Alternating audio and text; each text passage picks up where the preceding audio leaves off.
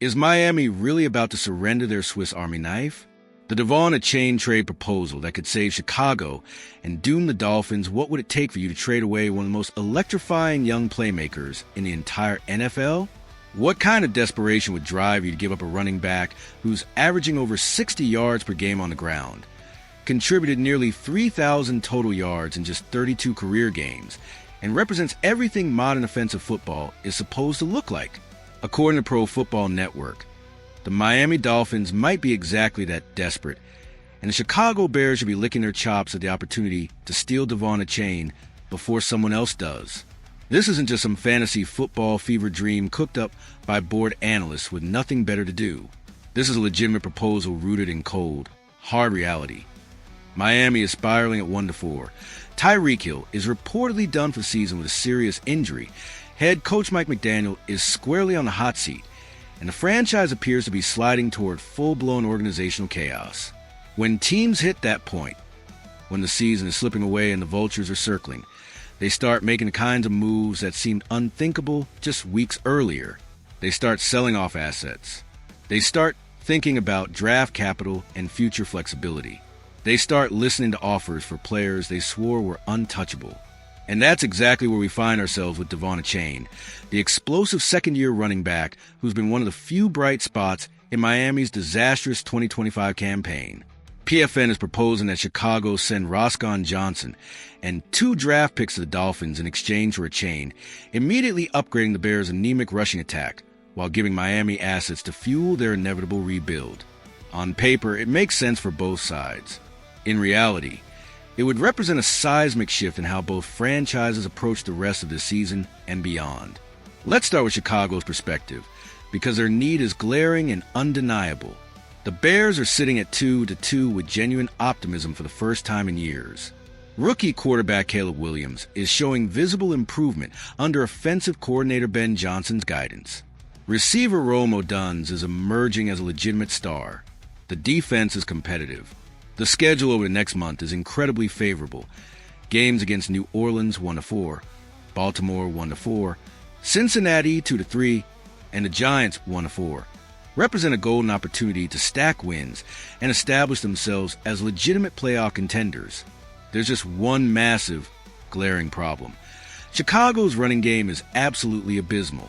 The Bears are averaging a pathetic 3.8 yards per carry, better than only 4 other teams in the entire league. Of their 409 total rushing yards this season, less than half has come from actual running backs. DeAndre Swift has managed just 187 yards. Rookie Kyle Manengai has contributed 62. Between them, they've racked up 108 rushing attempts and produced exactly 1 run longer than 20 yards. 1.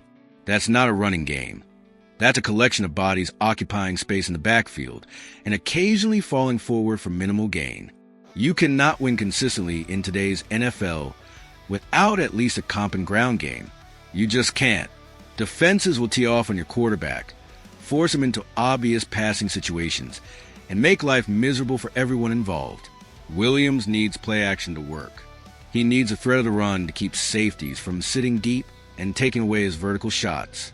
He needs defenders thinking about gap integrity instead of pinning their ears back on every snap.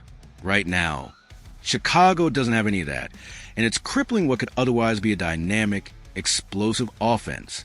Enter De'Von Achane, the 5'9", 188-pound bolt of lightning, who's been torching defenses since arriving in Miami as a third-round pick out of Texas A&M.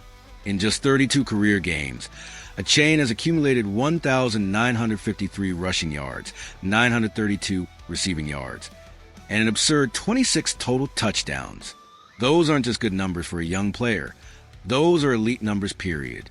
He's averaging 4.9 yards per carry for his career, can catch passes out of the backfield with legitimate receiver-level skills, and possesses game-breaking speed that turns routine plays into explosive gains.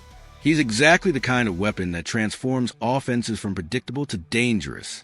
The beauty of Achane isn't just what he does with the ball in his hands, though that alone is worth the price of admission. It's how his mere presence on the field changes defensive calculations and creates opportunities for everyone else. When Achane lines up in the backfield, defenses can't load the box because he'll break containment and turn a modest gain into a 40-yard touchdown. When he splits out wide, linebackers can't cover him, and safeties must respect his route running.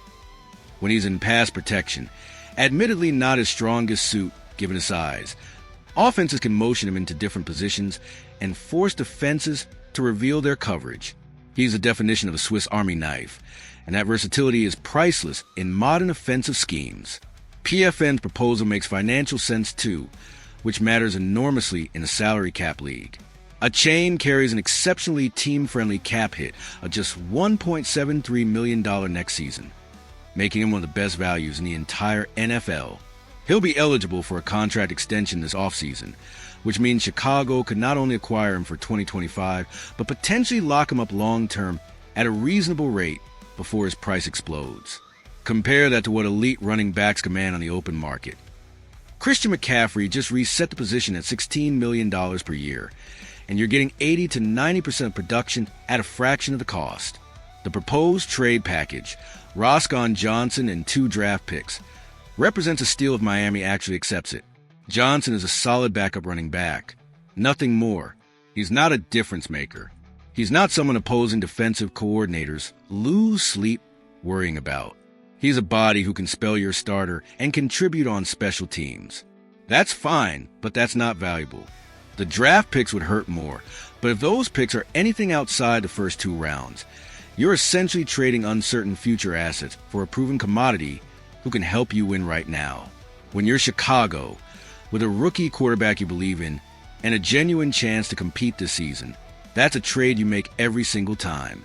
Now, let's flip the script and examine Miami's perspective, because this is where things get really interesting and really depressing if you're a Dolphins fan. At 1-4 with Tyreek Hill reportedly lost the season, Miami's playoff hopes are already on life support. Mike McDaniel's seat is scorching hot after back-to-back disappointing seasons. The offensive system that looked revolutionary 2 years ago now seems predictable and easily defended. Tua Tagovailoa's injury concerns continue hovering over everything. The defense can't stop anyone. This is a franchise in crisis, whether they want to admit it or not. When teams find themselves in Miami's position, underwater in the standings with limited hope of turning things around, they face a critical decision. Double down and try to salvage the season, or start planning for the future by accumulating assets. History tells us that the smart move is usually the latter. Holding on to players in their prime when your season is lost doesn't help anyone. Those players lose trade value as they age. Your team loses games anyway. You miss out on draft capital that could accelerate your rebuild. It's organizational malpractice masquerading as competitive spirit. Which brings us back to Achane and whether Miami should actually consider moving him. The case against trading him is obvious. He's 23 years old, wildly talented, cost control for another year, and represents exactly the kind of offensive weapon every team desperately wants. Trading him would signal complete capitulation on the season and admission that the rebuild is real. It would devastate whatever's left of your fan base's morale. It would essentially be ownership and management admitting they failed spectacularly and need to start over. But the case for trading Achane is equally compelling, especially if you're taking an emotionless, analytics-driven approach to roster construction. Running backs, even great ones, have notoriously short shelf lives in today's NFL. They take tremendous punishment. Their production often craters after age 27. Teams routinely let elite running backs walk in free agency rather than paying them market value. If Miami believe they're 2 or 3 years away from genuine contention, Achane will be approaching the end of his peak by the time they're ready. Trading him now, when his value is at its absolute apex, could net significant draft capital to accelerate that rebuild. There's also the practical matter of Ollie Gordon, Miami's 6th-round pick, who's apparently getting increased playing time and opportunities.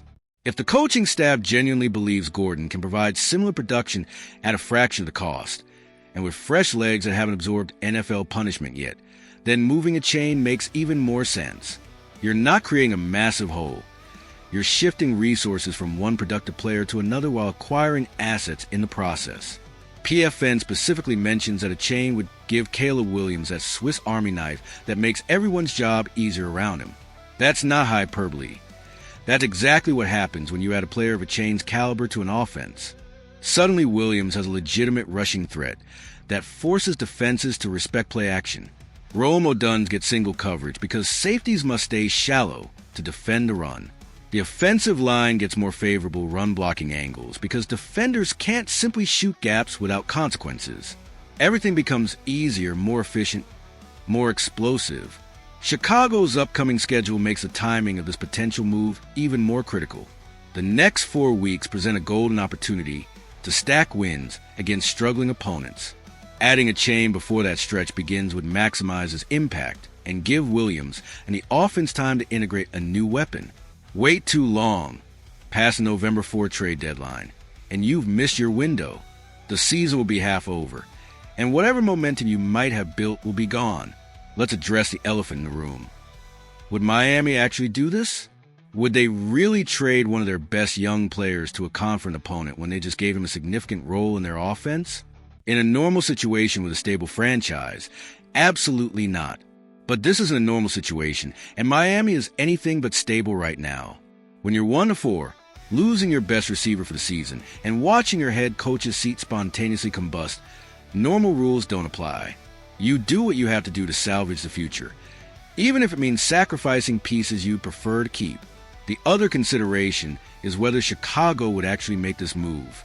General Manager Ryan Poles has been relatively conservative in his roster-building approach, emphasizing draft picks and long-term flexibility over splashy acquisitions. But there comes a point where you have to recognize your window and attack it aggressively. If Poles genuinely believes Williams is a franchise quarterback they've been searching for, and if he thinks this team can compete right now, then you make the move that gives your young QB the best chance to succeed. You worry about draft picks later. Achane's impact would extend beyond just the running game, too. His presence would open up Chicago's entire offensive playbook. Ben Johnson could run the kind of creative, multiple personnel schemes that made him one of the hottest coaching candidates in the league. Screen passes, wheel routes, jet sweeps, split zone runs, play-action bootlegs. All of it becomes exponentially more effective when you have a player of Achane's caliber executing it.